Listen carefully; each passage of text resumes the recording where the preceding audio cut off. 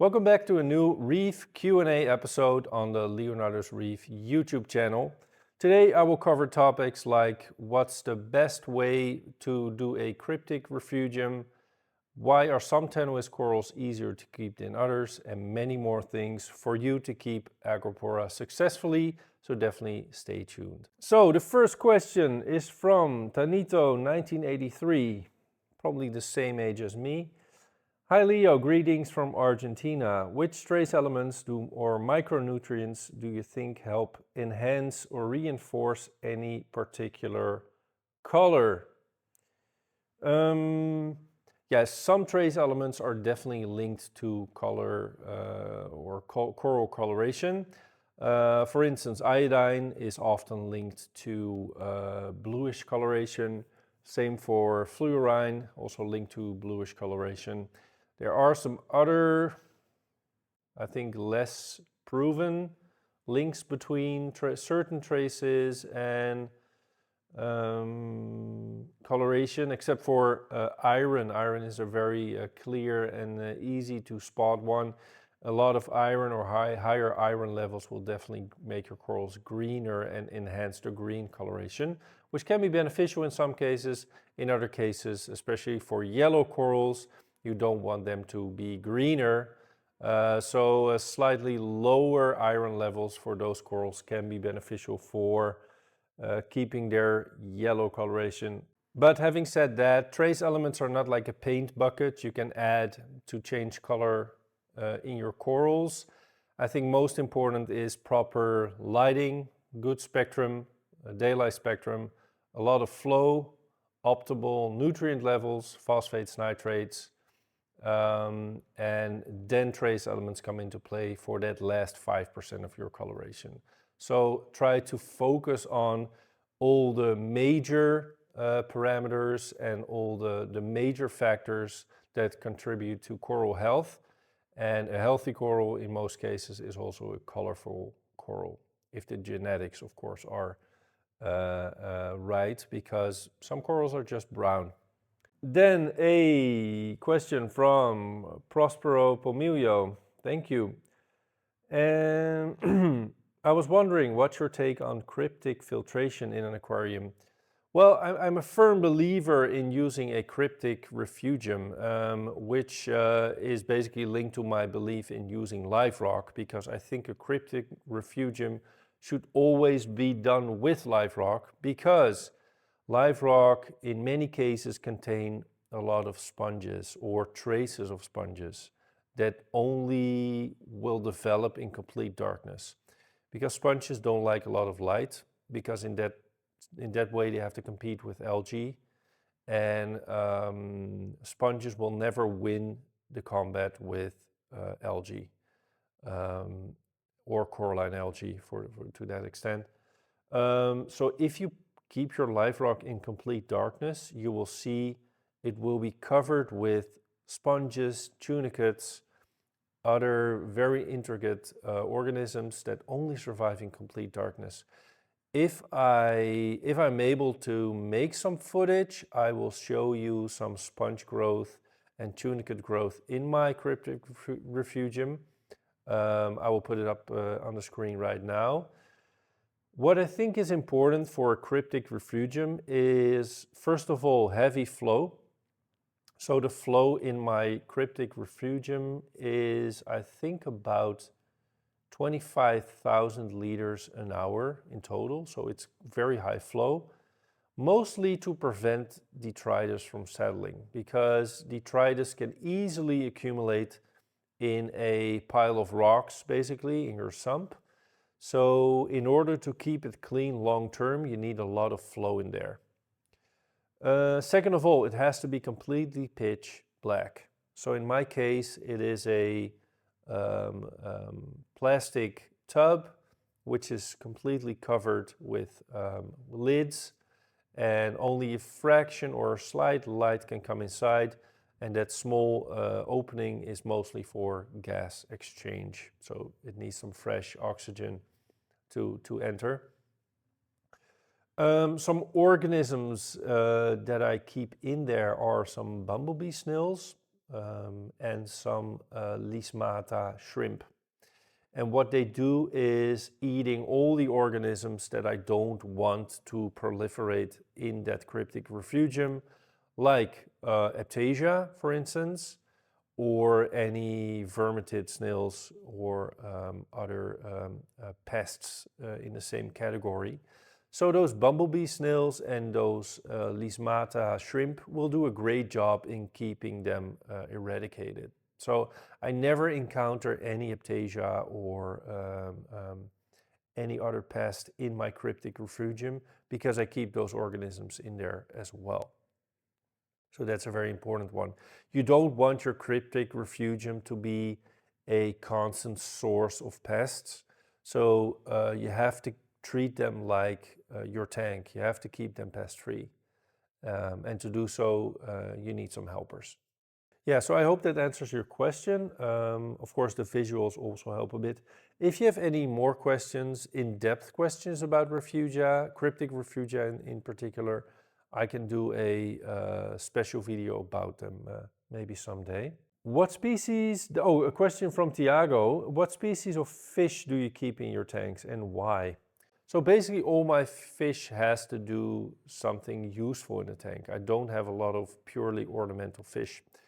So I do keep chromis to pick on everything that's inside the tank.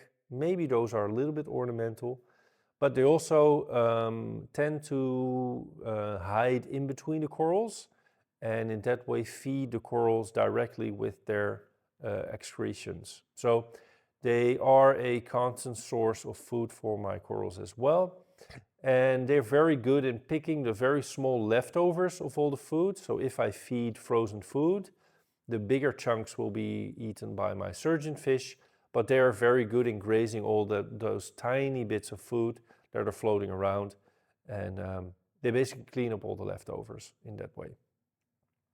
Of course, I keep a lot of surgeonfish, both from the Zebrasoma genus as the Acanthurus genus. So yeah, I think they're important for grazing on the longer algae. I do keep a lot of snails as well to do the same job. I think those fish are a little bit better in taking off the longer algae and keeping it short, and then the snails can eat the leftovers basically. I did keep a lot of fox faces, Cigatus species in the past, but I found out they are not really reef safe, both for Favitas corals, but also for Acropora with softer growth tips. They will tend to nibble on those as well, so they are all gone. Then the questions from McKinley Tam. What are your thoughts on why some Acropora tenuis are very hardy and others are easily lost? Well, I think you're referring to tenuis corals that you import or buy as mariculture colonies. And I do recognize that tenuis are one of the more finicky and harder to keep Acropora when they are coming in from import.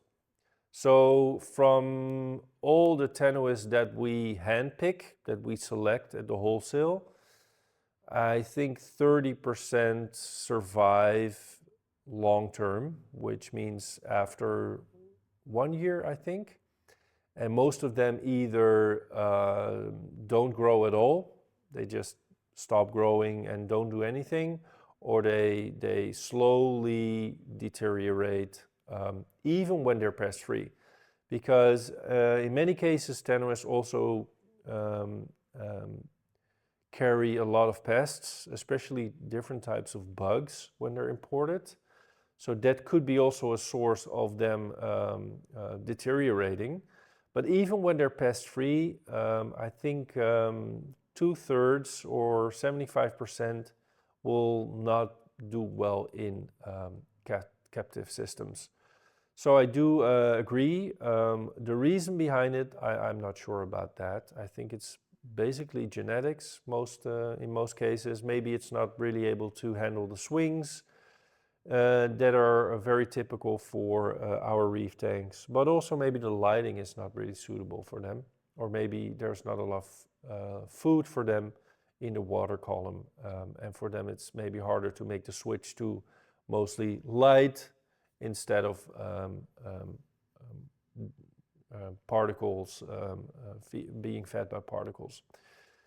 Having said that, after the initial selection, basically, that 25-30% that's left is very hardy and can be actually quite fast growing for us. So yeah, I would suggest to buy aquacultured Tenius from a coral farm like ours that basically did the work for you with the selection process, making the corals pest-free, making sure they are growing well, coloring up well. And the price may be a little bit higher, but you will have a Tenius that will do well for sure. So that's my suggestion.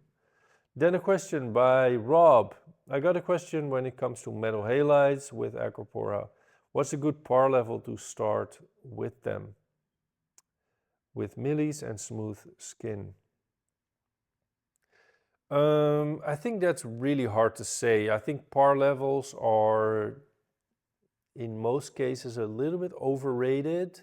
I think most sensors, first of all, don't pick up the full spectrum, only the spectrum between 400 and 700 nanometers. And as you may know, a lot of all the metal halides, they also have parts of the spectrum below that 400 nanometers and above the 700 nanometers. So they are definitely missing part of the par, so to say. The best way to determine how much light is sufficient is just to try it out. To try it out, you should start conservatively. So put a coral a little bit lower in the tank, see how it does over a couple of weeks. If it doesn't bleach out or get very light or pale, you can move it up slowly. In many cases, most corals can also handle a lot of light, but they have to be acclimated to it slowly. So the amount of par is maybe less important than the acclimation process to that amount in intensity. It's mostly a matter of experimentation and just a lot of observation. I think that's the most important. And go slow and acclimate them to any source or intensity of light. That's very important. Then a question from Dave.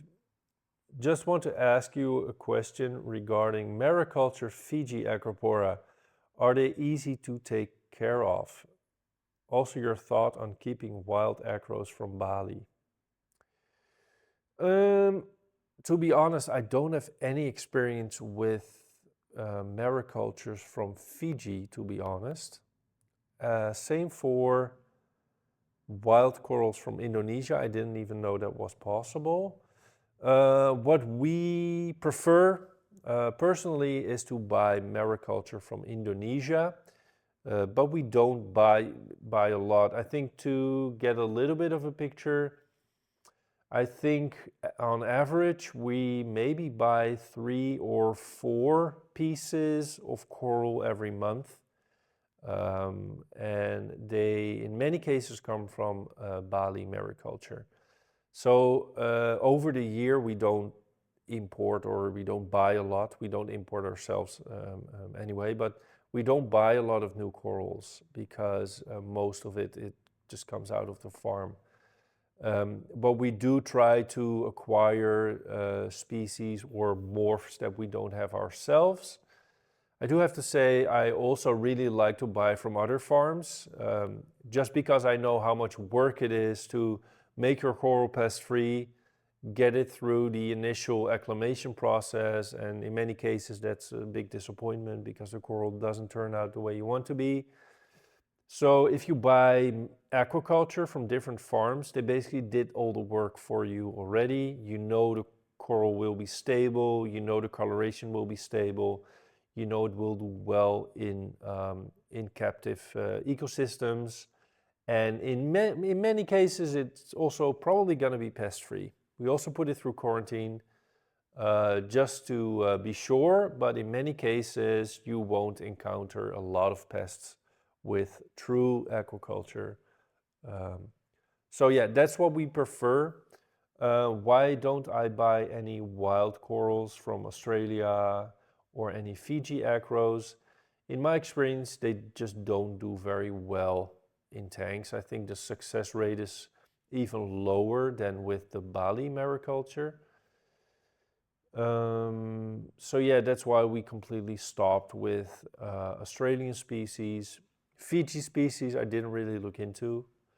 Probably I didn't encounter them. I always preferably want to see a coral in real life and then be able to inspect it visually before I buy it. And I never saw any Fiji mariculture in real life, at least not in the last 15 years. So that's probably why I don't have any experiences with it. But I think in general, also when I read all the experiences online, the Bali maricultures definitely have the highest success rate, but they also contain quite a lot of pests depending on the farm where they have been coming from. Then a question from Laurens. Do you use milbemycin oxime and do you use something against Acropora burrowing worms? Well, I think milbemycin is a very important tool to get rid of mostly bugs. We never use it in tank. We only use it in quarantine systems and only after we visually positively identified a infestation with bugs. We try not to use a lot of those compounds just as a precaution, just throw them in the tank. I don't believe it's a good thing to over-medicate.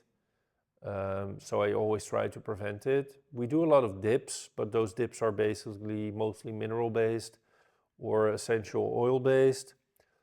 So they're not as harmful as the real medication. So we only try to use it when we positively identified a infestation with bugs in our quarantine systems. Then we'll treat the whole quarantine system. About burrowing worms and snails, I think the best way is to cut them out manually. I think it's very hard to get rid of them in a chemical way or with any medication. And if you get rid of them with medication, that whole worm will basically die within the colony and basically infect the whole skeleton from the inside out. So my suggestion is just to cut away all the infected parts. That's the most easy and also chemical-free way to get rid of those. And I'm always a big fan of not using a lot of medication. Then a question from Logan Vanderbeek. Thank you for your question. What's your opinion about people using general purpose antibiotics? Well, I don't use any antibiotics, period, for my Acropora. I think it destroys the microbiome of the coral, and long term, it's just a very bad idea to do so. I don't really have an opinion what other people do, but I would be very cautious with using antibiotics in your tank because there's a risk of creating some resistant bacteria which don't respond to any antibiotics afterwards anymore. You also have the risk of infecting yourself with that same strain of bacteria, which cause even more issues. And I think overall we should try to stay off the use of antibiotics as much as we can and only use it when it's really, really necessary in life-threatening situations for humans, I mean. So no, I'm not a real I'm not a real fan of using antibiotics. I would definitely not use it myself. And what other people do, I think everyone should decide for themselves. Then a question from a name I cannot read because it's in type of font that I don't understand. But thank you very much for your question. A question for the next video. Leo, you visited many different reef countries. Given the destruction of reefs, is it possible that the export of seafood, wild corals and fish from these countries will cease? Well, we definitely saw the ban in Indonesia a couple of years ago. We saw the ban of corals from Fiji, I think roughly 10 years ago. So I think the tendency of stricter regulation is definitely there. So I think over time it will definitely become harder to import corals. I think that mostly is for, like let's say, LPS, Canthophilia, that type of corals, Scolimia. I think Acropora is so proliferating on many reefs that a ban for those won't happen very soon. But I think over time, when you talk about 2, 3, 4, 5 decades, I think that's definitely going to be the tendency, and I think aquaculture will be more and more important. Then a question from Fadi. I'm very interested to know about your system you mentioned in Q&A episode 1. The display tanks upstairs are, as you said, a 3-part dosing, which is much closer to the home user setup. If you can, give us a full system setup, maintenance, dosing, light parameters, flow filtration, etc. I think I will do a separate video about the new setup pretty soon, but I think our whole farm, and upstairs basically are only farm tanks, not display tanks.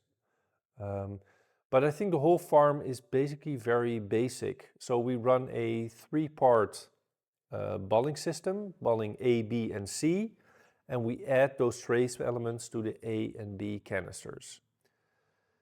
Other than that, we use a big skimmer, we use a roller filter, we use a standard heater, titanium heaters. We use several kinds of lighting setups, halides, T5s, LEDs, or a combination of that. We're using a lot of flow with J-Bow flow pumps, and the return pumps are also from J-Bow. And that's basically it. We don't dose a lot of other stuff. Some tanks we dose a little bit of zinc and a little bit of extra fluorine. And equipment-wise, that's basically what we do. We run a Cryptic refugium in most systems, which is basically a sump full of live rock kept in the dark. But our systems are pretty low-tech. We don't use any KH keepers, aquarium computers, aquarium controllers. We use simple, stupid dosing pumps, 4-channel dosing pumps that are dosing the basic bulling elements, some extra traces, and that's it. We just rely on mechanical filtration with the roller filters and some extra filtration by the skimmers. And we do our testing, mostly alkalinity, every day.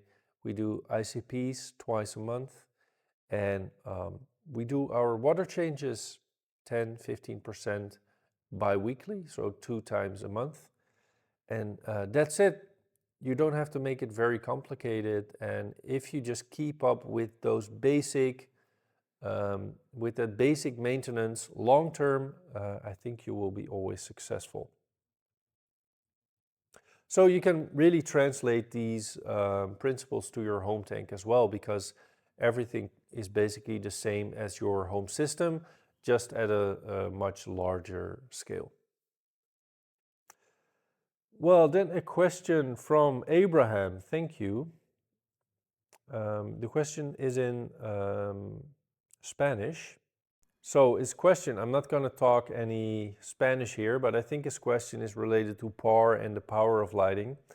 And when it comes to PAR, I think PAR is a little bit overrated aspect of lighting.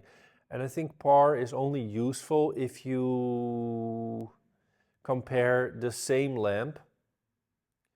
And what I mean by that is if you change the spectrum of your, let's say, LED light, you can measure PAR, and you measure PAR after changing the spectrum. Then you compare the same light with a different setup. Same for your metal halides. When you measure your metal halides on day 1 and you measure it on day 365 after 1 year of usage, you compare the PAR before and after, and you can see how much the light deteriorated. If you compare the PAR of a metal halide with your LED setup, I think those numbers doesn't give you any answers because the spectrum is totally different. The light spread is totally different. And even the sensor of a PAR meter is only measuring between 400 and 700 nanometers. And most halides, I think all halides, also have part of the spectrum below that 400 and above that 700 nanometers. Same for some LED fixtures. They also have a little bit of the PAR below the 400 nanometers. So if they're very heavy on the UV, for instance, the PAR could be higher than the PAR meter actually measures. So I think PAR is only interesting if you use it to compare the same light in different circumstances. But I think it's pretty useless to compare light A to light B. That's my opinion, at least. Yeah, so PAR is only interesting to some extent. I think it's much more interesting to see the spread of the light. That's definitely a very important factor as well. And of course, the spectrum. I talked about this in a previous episode as well.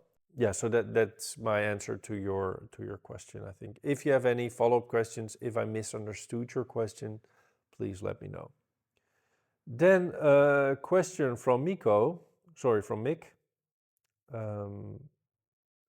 Please don't get me wrong here. There is nothing wrong with filming yourself answering these Q&As. Well, thank you for that. Sorry you have to look at my face, but you know, I have to live with it. However, it would be a perfect chance to also show your mother colonies with the names included. Would be cool to see some more of them. Well, I totally agree with you. I also look at corals rather than looking at my face. Having said that, I think it would be a good opportunity to make a special video about at least some of my mother colonies. Maybe do a Tenius special or do a Cytheria special, and just filming the corals, tell a little bit about their background. Some corals have very cool stories. They go back more than 8, 9, 10 years. So I can tell a little bit about the backgrounds of the corals, and you can see a little bit of the collection that we have. We do have more than 300 different species, varieties in the farm right now. And I say more than 300 because I stopped counting at 300. I will do a full count as soon as all the corals moved upstairs, because everything will be perfectly organized again. I can take out any doubles. I'm also planning to do a full update for the website then, so all the corals will be cataloged and shown online with the background story attached. But it would be nice to do a video as well, at least to highlight some of them. But that will be a regular farm update, and it won't be a Q&A session, because this is really to answer your questions and not to showcase any corals. Maybe, of course, in the background, I can showcase some of them, but a showcase specific episode will be some of the farm updates. But it's a very good idea for sure, and I'm definitely planning to do a video like that in the near future. Well, I think that that's it for today. If you have any questions for me that hasn't been answered yet, you want to be more successful in keeping Acropora, and you have a question for me, leave them in the comments down below. And don't forget to subscribe to be notified when a new episode is out. And thank you for watching, and hope to see you next time. Bye-bye.